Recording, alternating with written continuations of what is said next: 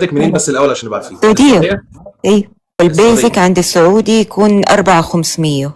لو عنده خبرة عنده أي شيء يكون 6-7. أول حاجة عندنا هنا في حاجة اسمها يعني زي ابلكيشن اسمه تسهيل. 4.5 ريال مش 6000. في تسهيل هذا تجيب الأشياء وتقسطها على 6 سنين أو 3 سنين.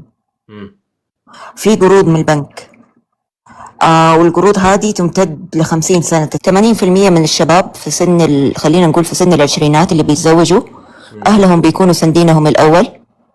عندنا عادي إن البنت تتزوج وتعيش في بيت عائلة. في مرت أخويا وزوج أختي عايشين معانا وعادي الوضع جميل.